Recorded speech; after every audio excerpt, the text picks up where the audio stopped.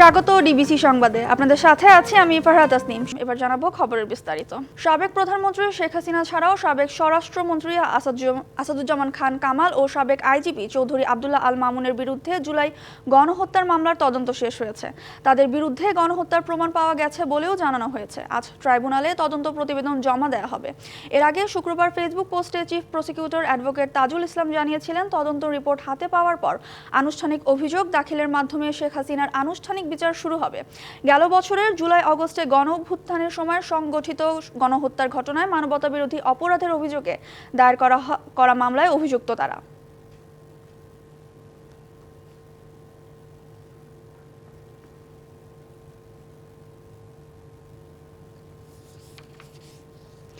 সাবেক প্রধানমন্ত্রী শেখ হাসিনা ছাড়াও সাবেক স্বরাষ্ট্রমন্ত্রী আসাদুজ্জামান খান কামাল ও সাবেক আইজিপি চৌধুরী আব্দুল্লাহ আল মামুনের বিরুদ্ধে জুলাই গণহত্যার মামলার তদন্ত শেষ হয়েছে। এ নিয়ে আরও জানাতে ট্রাইব্যুনাল থেকে সরাসরি যুক্ত হচ্ছেন সহকর্মী মিজান আহমেদ।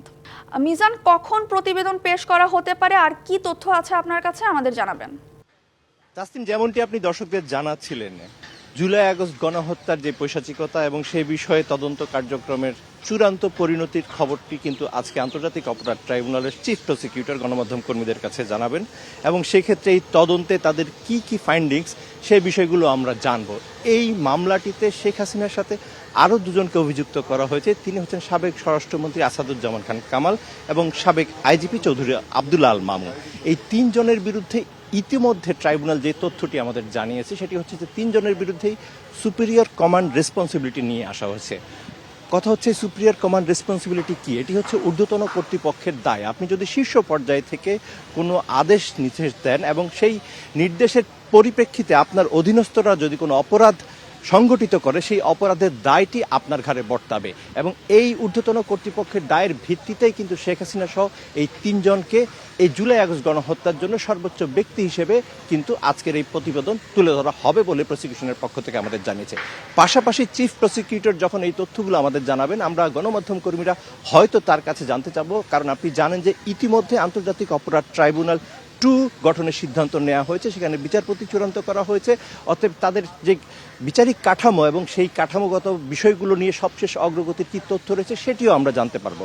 পাশাপাশি আজকে কিন্তু শাপলা চত্বর যে গণহত্যা মামলা রয়েছে, শাপলা চত্বর সেই গণহত্যা মামলায় তৎকালীন সময়ের যে স্বরাষ্ট্র প্রতিমন্ত্রী শামসুল হক টুকু, সাবেক সেনা কর্মকর্তা জিয়াউল আহসান সহ আরও বেশ কয়েকজনকে কিন্তু আন্তর্জাতিক অপরাধ ট্রাইব্যুনালে হাজির করা হবে। তো এই ছিল আন্তর্জাতিক অপরাধ ট্রাইব্যুনালের বিচারিক কার্যক্রম নিয়ে সবশেষ তথ্য। ফিরে যাচ্ছি স্টুডিওতে তাসনিম, আপনার কাছে। আমাদের সাথে যুক্ত হওয়ার জন্য। রপ্তানিতে তৈরি পোশাক খাতের অবদান প্রায় 84%। বৈদেশিক মুদ্রা আয়ের অন্যতম উৎস হওয়ার পরও দিনের পর দিন অনেকটাই উপেক্ষিত এ খাত। প্রায় 40 লাখেরও বেশি মানুষের কর্মসংস্থান সৃষ্টিকারী এ খাত এখন ভুগছে জ্বালানি সংকটে, আর উদ্যোক্তারা আছেন নিরাপত্তাহীনতায়। ব্যবসায়ীদের অভিযোগ, নানা সংকট থাকায় পোশাক খাতের সাফল্য রয়ে যায় লোকচক্ষুর আড়ালে। চলতি অর্থবছরের 10 মাসে দেশের মোট রপ্তানি আয়ের $3,264 কোটি বা প্রায় 81% এসেছে তৈরি পোশাক খাত থেকে। যদিও উদ্যোক্তারা বলছেন, গেল কয়েক বছর ধরেই পোশাক খাতে রয়েছে তীব্র জ্বালানি সংকট। আমাদের যথেষ্ট জ্বালানির ব্যবস্থা করতে হবে, আমাদের প্রাকৃতিক গ্যাস যেটা আমরা নির্ভরশীল গ্যাসের ব্যবস্থা করতে হবে, বিদ্যুতের ব্যবস্থা করতে হবে, উন্নত দেশগুলোর মতো বিদ্যুতের ব্যবস্থা করতে হবে, বিনিয়োগ আনার জন্য, বিনিয়োগ স্থাপন করার জন্য। শুধু তাই নয়, জটিল কর কাঠামো, বন্দরের ধীরগতি আর শ্রমিক অসন্তোষ সহ নানা সংকট মোকাবিলা করেই এখনও দেশের শীর্ষ রপ্তানি আয়ের খাত তৈরি পোশাক। সংকটে থাকা এই খাতই ভাগ্য বদলে দিয়েছে প্রায় 40 লাখ মানুষের। এ খাতের দক্ষ ও অদক্ষ সবার জীবনেই লেগেছে পরিবর্তনের হাওয়া। 9 বছর থেকে এখানে চাকরি করতেছি। আমাদের কোম্পানি থেকে আমাদেরকে অনেক সুযোগ সুবিধা দেওয়া হয়।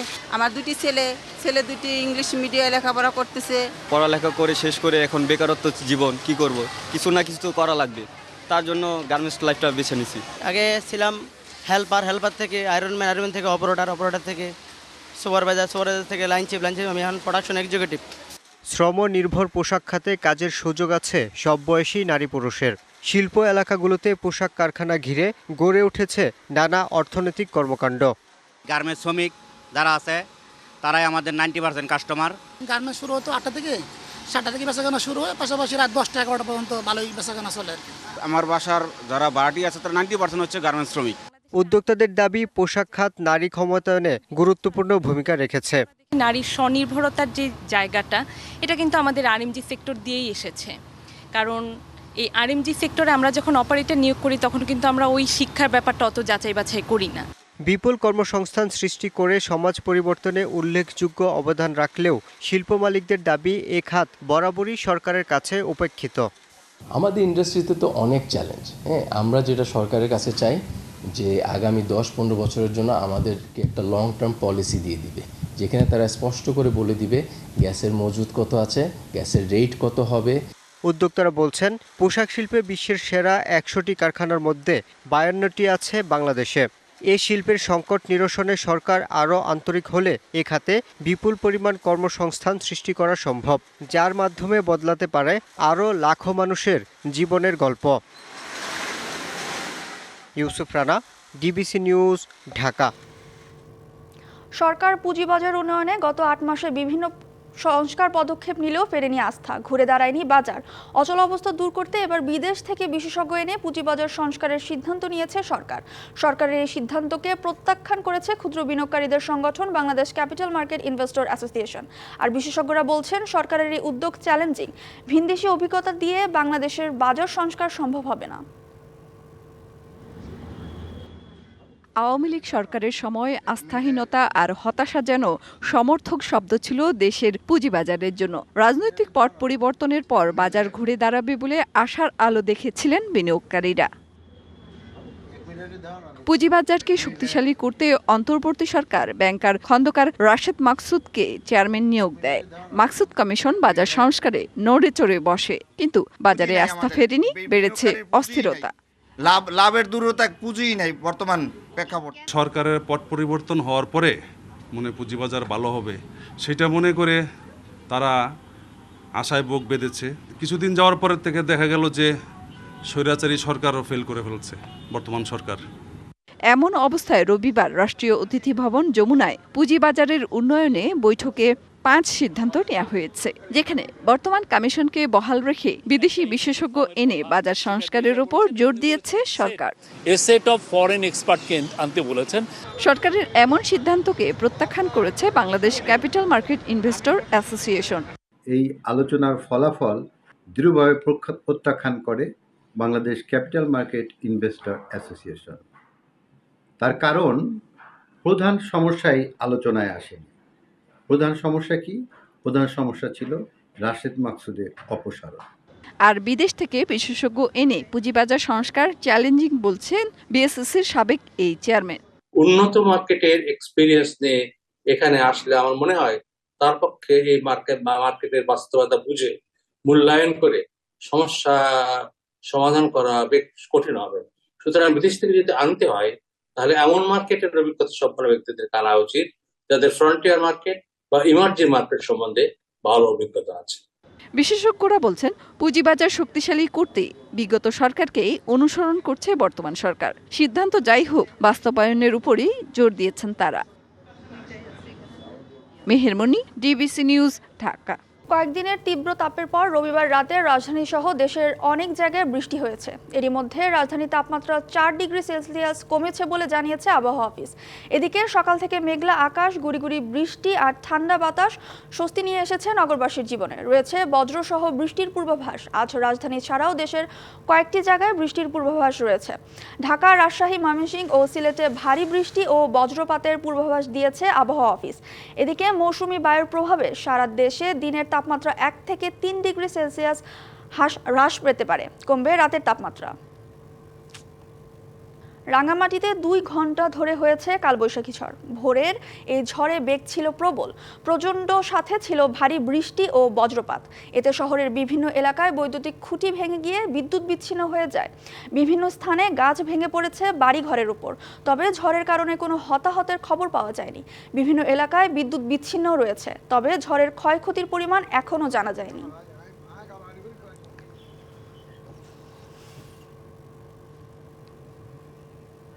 যশোরের বাঘারপাড়া উপজেলার খুলশী সরকারি প্রাথমিক বিদ্যালয়ের নতুন ভবন নির্মাণে পুকুর চুরি, প্রায় 1 কোটি টাকা ব্যয়ের নির্মাণ কাজে রডের পরিবর্তে ব্যবহার হয়েছে বাঁশ ও কাঠ। এলাকাবাসীর অভিযোগ, ঠিকাদারের বিরুদ্ধে অনিয়মের অভিযোগ দিলেও প্রশাসন কোনো ব্যবস্থা নেয়নি। স্থানীয়দের বাধার মুখে বন্ধ রয়েছে নির্মাণ কাজ। নির্মাণ হচ্ছে স্কুল ভবন, তবে ভবনের ভিত্তি দাঁড়ায় যে রডের উপর তার কোনো হদিস নেই। তার বদলে দেয়া হয়েছে বাঁশ আর কাঠ। গত বছর বাঘারপাড়ার খালশী সরকারি প্রাথমিক বিদ্যালয়ের নতুন ভবন নির্মাণের দরপত্র আহ্বান করা হয়। কাজ পায় যশোরের বিশ্বজিৎ কনস্ট্রাকশন। ব্যয় ধরা হয় 94,91,000 টাকা। তবে হাতবদলের মাধ্যমে বাঘারপাড়া উপজেলার নয়ন বিশ্বাস চলতি বছরের জানুয়ারিতে ভবন নির্মাণের কাজ শুরু করেন। শুরু থেকেই সংশ্লিষ্ট ঠিকাদারের বিরুদ্ধে অনিয়মের অভিযোগ তোলেন স্থানীয়রা। বিভিন্ন দপ্তরে অভিযোগ দেয়া হলেও ব্যবস্থা নেয়নি কর্তৃপক্ষ।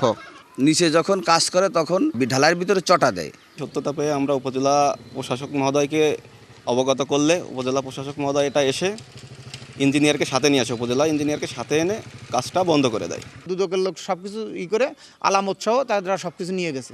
এলজিইডির প্রকৌশলী আবু সুফিয়ান জানালেন, নিম্নমানের নির্মাণ সামগ্রী ব্যবহার করায় ঠিকাদারি প্রতিষ্ঠানকে লিখিতভাবে সতর্ক করা হয়েছে। আংশিকভাবে ভাঙা হয়েছে ইউনো সাহেবের উপস্থিতিতে। আমাদের জেলার একটা টিম আসছিল, আমাদের কনসালটেন্ট একটা টিম আসছিল, ওনারাও ভাঙছে। ওনারাও ভেঙে ওখানে কোনো বাঁশের চাটা পাইনি, রড পাইছে, কিন্তু রড ঠিকমতো স্পেসিফিকেশন অনুযায়ী ছিল না। পরবর্তীতে আমার উপস্থিতিতে ওগুলো আংশিকভাবে ভেঙে দিই এবং ঠিকাদারকে সম্পূর্ণভাবে ভাঙার জন্য নির্দেশ দেওয়া হয়েছে। পরে 29শে এপ্রিল অভিযান চালিয়ে অনিয়মের প্রমাণ পায় দুদক। সংস্থাটি এ নিয়ে কথা না বললেও বিষয়টি নিশ্চিত করেন প্রধান শিক্ষক। ওই সিমেন্ট বালির ওইগুলো নাই, কিন্তু চটা পড়ে আছে কিছু। মানে আমরা দেখেছি, সাব ইঞ্জিনিয়াররা দেখেছে, ম্যানুয়াল অনুযায়ী যদি আমার কাজ না হয় তাহলে যথাযথ ব্যবস্থা নেবে যে কর্মের সাথে জড়িত যারা।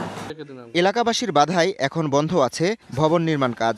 দুর্ঘটনা এড়াতে ভবনটি পুনরায় নির্মাণের দাবি তাদের। DBC news desk. বালুমহালকে খাল দেখিয়ে টেন্ডার ছাড়াই নাম সর্বস্ব প্রতিষ্ঠানকে ড্রেজিংয়ের কার্যাদেশ দেওয়ার অভিযোগ উঠেছে চট্টগ্রাম জেলা প্রশাসনের বিরুদ্ধে। ইজারাযোগ্য ক্যালেন্ডারে গেজেটভুক্ত থাকলেও রাঙ্গুনিয়া উপজেলার 2টি বালুমহালের নাম টেন্ডার তালিকায় নেই। ইজারা ছাড়া কার্যাদেশ দেয়ায় মোটা অঙ্কের রাজস্ব হারিয়েছে সরকার। অভিযোগ উঠেছে, বিগত সরকারের প্রভাবশালীরা জেলা প্রশাসনের সহায়তায় চট্টগ্রামের বালুমহাল এবং ড্রেজিং কার্যক্রম নিয়ন্ত্রণ করছেন। রাজীব ঘোষের অনুসন্ধান।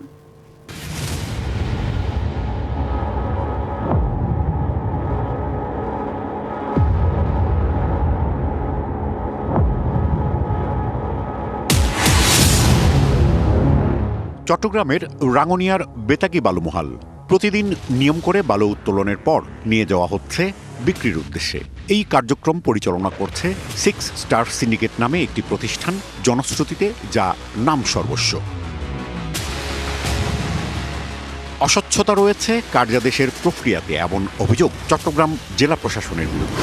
1432 বাংলা সনের ইজারাযোগ্য ক্যালেন্ডারে থাকলেও টেন্ডার প্রক্রিয়াতে রাখা হয়নি রাঙ্গুনিয়ার বেতাগী বালুমহাল এবং কোদালা বালুমহাল 2। বাকি 7টি বালুমহাল রেকর্ড রাজস্বে পেয়েছেন সর্বোচ্চ দরদাতারা। চট্টগ্রামের রেভিনিউ ডেপুটি কালেক্টর পান্না আক্তার স্বাক্ষরিত একটি কার্যাদেশ ডিবিসি নিউজের হাতে আসে। রাঙ্গুনিয়ার বেতাগী বালুমহালের নাম পরিবর্তে বেতাগী খাল উল্লেখ করা হয়। 1 বছর মেয়াদে ড্রেজিংয়ের অনুমতি দেয়া হয় নাম সর্বস্ব প্রতিষ্ঠান 6 স্টার সিন্ডিকেটকে। চিঠিতে চট্টগ্রাম বন্দর কর্তৃপক্ষের একটি স্মারক নাম্বার উল্লেখ করে বলা হয়, চট্টগ্রাম বন্দর কর্তৃপক্ষের কাছ থেকে প্রতিষ্ঠানটি অনুমতিপ্রাপ্ত হয়ে আবেদন করেছে। ক্যালেন্ডারে বালুমহাল এবং 8 একরের পরিবর্তে জেলা প্রশাসনের কার্যাদেশে হয়েছে খাল এবং 70 একর। চট্টগ্রাম বন্দর কর্তৃপক্ষের চিঠিটিতে উল্লেখ রয়েছে 6 স্টার সিন্ডিকেটকে কর্ণফুলী নদীর আউটবারে ড্রেজিংয়ের অনুমতি দেওয়া হয় 2024 সালের 15ই ডিসেম্বর, যা কার্যকর থাকবে চলতি বছরের 31শে জুলাই পর্যন্ত। অথচ এই চিঠির বিপরীতেই নদীর আপস্ট্রিমে ড্রেজিংয়ের কার্যাদেশ দিয়েছেন চট্টগ্রামের জেলা প্রশাসক। চট্টগ্রাম বন্দর কর্তৃপক্ষের চিঠির কার্যকারিতা শেষ হবে আর 2 মাস পর 31শে জুলাই। তারপরে এই চিঠিরই কোনো ভিত্তি থাকবে না। কিন্তু এই চিঠির বিপরীতে চট্টগ্রাম জেলা প্রশাসনের ইস্যু করা কার্যাদেশ শেষ হবে 2026 সালের 13ই এপ্রিল। কার্যাদেশটিতে অনিয়মই যেন নিয়মে পরিণত হয়েছে। কার্যাদেশটিতে প্রতিষ্ঠানের কোনো ঠিকানা নেই, নেই প্রতিষ্ঠানটির কোনো ফোন নাম্বার, রয়েছে শুধু একজনের নাম। তবে চট্টগ্রাম বন্দর কর্তৃপক্ষের চিঠিতে উল্লেখ রয়েছে 2/28 জেলা পরিষদ সুপার মার্কেট, অথচ 4 মাস ধরে দোকানটি বন্ধ রয়েছে। পাশের MA ইন্টারন্যাশনালই বন্ধ দোকানটির মূল মালিক। বললেন তিনি ভাড়া দিয়েছিলেন তহিদ নামের একজনকে। আপনি হচ্ছে একজনকে ভাড়া দিয়েছিলেন, এটা কতদিন আগে? 2 বছর। 2 বছর। 6 স্টার সিন্ডিকেটকে আপনারা দেন? আপনার কাকে ভাড়া দিয়েছিলেন? তৌহিদুল ইসলাম। ফোনে অপর প্রান্তে একজন নিজেকে তানভীর এবং 6 স্টার সিন্ডিকেটের কর্মকর্তা পরিচয় দিয়ে কথা বলেন ডিবিসি নিউজের সঙ্গে। বালুমহলের কার্যাদেশ নিয়ে প্রশ্ন করলে ভিন্ন সময়ে আলোচনায় বসার প্রস্তাব দেন।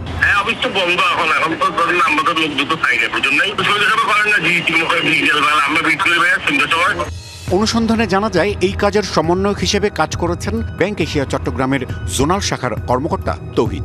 অফিসে পাওয়া যায়নি, ফোনে কথা বললেও এই বিষয়ে আরেকজনের সাথে কথা বলার প্রস্তাব করেন।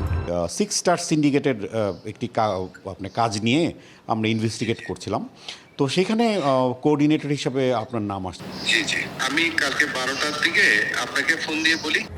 এবার কার্যাদেশের বিষয়ে জানতে চাইলে চট্টগ্রাম জেলা প্রশাসকের কার্যালয়ে ডেপুটি রেভিনিউ কালেক্টর পান্না আক্তার দেখিয়ে দেন ঊর্ধ্বতন কর্তৃপক্ষকে।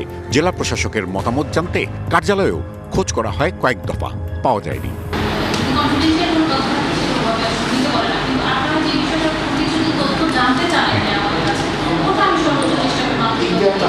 টিআইবি চট্টগ্রাম মহানগর শাখার সভাপতি বললেন, এটা ভয়াবহ রকমের দুর্নীতি। জড়িতদের শাস্তির আওতায় আনতে দুদককে এগিয়ে আসার আহ্বান জানান। এটাকে ধরেই সরকার তার যে রাজস্ব হারিয়েছে এবং এক্ষেত্রে যারা যারা মন্ত্রণালয় রিলেটেড আছে, যারা উপদেষ্টা আছেন, অধিদপ্তরগুলো আছে, দুদক সহ প্রত্যেকের এটাকে টপ প্রায়োরিটি দিয়ে এটাকে আশু একটা সমাধানে যাওয়া দরকার, এটা অ্যাকশানে যাওয়া অতি দ্রুত যাওয়া দরকার। তাহলে অন্যান্য ক্ষেত্রে রাষ্ট্রীয় সম্পদ রেহাই পাবে, এটা সমতার দিকে আমরা যেতে পারবো, অ্যাকাউন্টেবিলিটির দিকে যেতে পারবো, নাহলে সব শেষ হয়ে যাচ্ছে। ডাকে অংশ নেওয়া ব্যবসায়ীরা বলছেন, আগস্ট পরবর্তী সময়ে এখন প্রতিযোগিতার মাধ্যমে ইজারা মিলছে, রাজস্বও বাড়ছে সরকারের, কিন্তু গুরুত্বপূর্ণ কিছু জায়গায় পতিত সরকারের সুবিধাভোগীরা কলকাঠি নাড়ছেন। তাদেরকে সহযোগিতা করছেন প্রশাসনের উচ্চপদস্থ কর্মকর্তারা। Rajib Ghosh, DBC news, Chittagong. চাঁদাবাজি ও ভূমি দখলের অভিযোগে নাটোরে বিএনপি অফিস থেকে কুদ্দুস আকন্থ নামে একজনকে আটক করা হয়েছে। রবিবার গভীর রাতে সিংড়ার বামিহাল থেকে তাকে আটক করা হয়। ব্যক্তিগত উদ্যোগে বামিহালে বিএনপির পার্টি অফিস করে এলাকায় চাঁদাবাজি ও ভূমি দখল করে আসছিল। রবিবার গভীর রাতে পার্টি অফিসে অভিযান চালিয়ে বিপুল দেশীয় অস্ত্রসহ তাকে আটক করে সেনাবাহিনীর সদস্যরা। পরে তাকে সিংড়া থানায় হস্তান্তর করা হয়।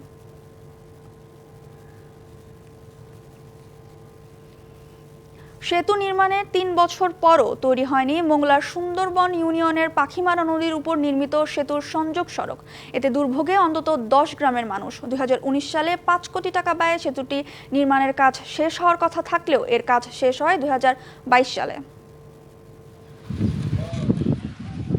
বাঁশের তৈরি সিঁড়ি বেয়ে প্রথমে উঠতে হয় সেতুতে, এরপর পার হতে হয় নদী। এ চিত্র মোংলার বাঁশতলা গ্রামের পাখিমারা নদীর ওপর নির্মিত 90 মিটার দৈর্ঘ্যের সেতুর। 2018 সালে সেতুটি নির্মাণের দরপত্র পায় ঠিকাদার আবুল কালাম আজাদ। কথা ছিল 2019 সালে শেষ হবে কাজ, কিন্তু 3 বছর পর 2022 সালে এটি নির্মাণ হয়। সেতু দৃশ্যমান হলেও সুফল পাচ্ছেন না এলাকাবাসী। নির্মাণেরও 3 বছর পেরিয়ে গেছে, কিন্তু তৈরি করা যায়নি দুপাশের সংযোগ সড়ক। সেতুটি চালু না হওয়ায় ভোগান্তিতে বাঁশতলা, পাখিমারা, শিকারিবাড়ি, রসুমারি, কাঁঠাখাল, চায়না মার্কেট, আজিজ ভাট্রি সহ আরও কয়েকটি গ্রামের মানুষ। এদিক থেকে সব ছেলেমেয়েরাই ওই স্কুলেই যায়, তো তাদের সমস্যা হয়। আমরা বাজার করতে যাই, আমাদের সমস্যা হয়, কারণ উঠার কোনো ভালো সুবিধা নেই। অসুস্থ যে কত কষ্ট হয় তা তো বোঝেন, যে কিভাবে তার ভার করতে হয়, লোক কইলে ভার করতে হয়, কত সমস্যা দাঁড়ায় আনে। ভূমি অধিগ্রহণে জটিলতা দেখা দেয় সংযোগ রাস্তা করা যায়নি জানায় স্থানীয় প্রশাসন। দপ্তর থেকে প্রাক্কলন প্রেরণ করে অলরেডি আমাদের মন্ত্রণালয়ে পাঠানো আছে। এই ভূমি অধিগ্রহণ প্রক্রিয়া সমাপ্তর সাথে সাথে আমরা কাজটি টেন্ডারের আহ্বানের মাধ্যমে কাজটি সমাপ্ত করে জনগণের উপকার লাঘব করতে সক্ষম হব। দ্রুত সংযোগ সড়ক নির্মাণ করে এলাকাবাসীর ভোগান্তি লাঘবের দাবি স্থানীয়দের। DBC news desk. কাতারের রাজ পরিবারের কাছ থেকে একটি বিলাসবহুল বোয়িং বিমান উপহার পাচ্ছেন মার্কিন প্রেসিডেন্ট ডোনাল্ড ট্রাম্প। বিমানটির মূল্য আনুমানিক $400 মিলিয়ন বলে জানিয়েছে রয়টার্স। এটি এয়ারফোর্স ওয়ানে ব্যবহারের জন্য উন্নীত করা হবে বলে জানিয়েছে সংবাদ মাধ্যমটি। মার্কিন সরকারের জন্য সবচেয়ে মূল্যবান উপহারগুলির মধ্যে একটি এই বিলাসবহুল বিমান। প্রেসিডেন্ট ট্রাম্প যখন ক্ষমতা ছাড়বেন তখন বিমানটি তার ব্যক্তিগত সংস্থায় দান করা হবে বলে জানিয়েছেন একজন জ্যেষ্ঠ কর্মকর্তা। বিমানটি 1 জানুয়ারি 2029-এর মধ্যে ট্রাম্প প্রেসিডেন্সিয়াল লাইব্রেরি ফাউন্ডেশনে স্থানান্তর করা হবে এবং স্থানান্তর সম্পর্কিত খরচ মার্কিন বিমান বাহিনী বহন করবে বলে জানানো হয়েছে। তবে কাতারের এমন উপহার দেওয়াকে অনৈতিক এবং অসাংবিধানিক বলছেন ডেমোক্র্যাটরা।